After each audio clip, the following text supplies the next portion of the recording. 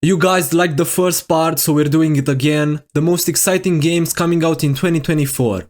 This list isn't in any particular order, and if I missed a game you are excited about, check out the first part, there should be a link in the description.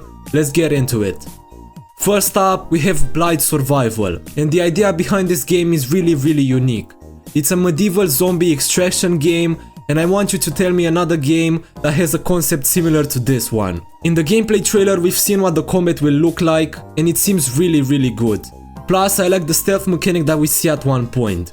But this won't necessarily be a stealth game, as said by the developers in an interview. They will let the player decide their own playstyle. So hopefully it will have a good mixture between stealth and combat. And I don't know why, but this game reminded me of a Plague Tale in a sense, and if it has the same gritty medieval atmosphere, then it will be really good. Next, we have a game with the potential to be one of the best open world RPGs of the year. I'm talking about Crimson Desert. This game from the trailers looks amazing, and it really reminds me of The Witcher 3. The world seems to be huge, and in the trailer we see multiple areas, including a flying city, and it really seems that it will have the fantasy world charm. We are also introduced to multiple enemy types, and I think this is what reminded me of The Witcher, because we see various monsters that are clearly inspired by The Witcher, and the main character also seems to have magic abilities. But one thing that I found really cool is that Crimson Desert appears to have a siege mechanic, because we see the walls of a castle being destroyed, and I find that so cool. The combat also looks pretty great, and in the trailer we see multiple abilities, including horseback arching, and also really cool boss fights. The only problem that I can foresee with this game might be the same that Forspoken had, and namely that the world will feel empty, but let's hope the developers deliver. And from a big open world game we move to another, with Avowed. Avowed is the new IP of Obsidian being the studio behind Fallout New Vegas and The Outer Worlds, and this game looks like the spiritual successor to Skyrim. In the footage that we have, we can clearly see the similarities between the two, but what I'm most excited about is the magic combat that we see in the trailer, because that looks really interesting. It looks like an improvement on the magic system from Skyrim, and I hope it's really good.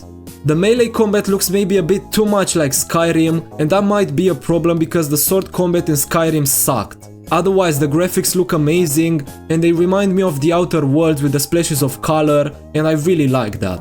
Now let's talk about the next big Marvel game, also made by Insomniac, Marvel's Wolverine. Now we don't know a lot about this game, and all we've seen about it is a reveal trailer that I have to say is pretty badass, but if we are to judge it by Insomniac's recent Marvel games, then it's gonna be great.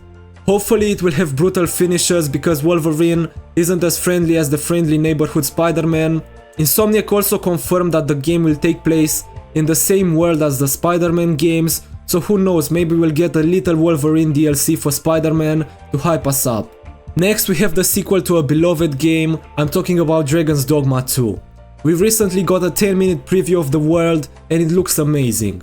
We got to see the 4 starting classes, as well as the companions that we will have in the game.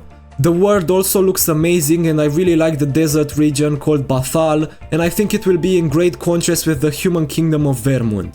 I'm really excited to find out more about the politics of this world, and the director said that player choices will be at the heart of gameplay, so let's hope that's not bullshit. The combat looks alright, but I really like the fact that you can use the world around you while fighting enemies. We don't have a release date yet, but it will come out next year. The last game on the list is Where Winds Meet. This is a game that takes place in a Chinese-inspired fantasy world, and it really has that Chinese vibe that I love. As always, the most important thing about samurai games is the combat, and the combat of Where Winds Meet looks really good. The game isn't a Souls-like, but the boss fights look really good. We don't know much about this game, but the world also looks really big, and I hope there will be reason to explore it, and won't be just empty lands, but if that's the case, at least the graphics are good. It's gonna be a great year for Chinese-inspired games with this one, and also Black Myth Wukong.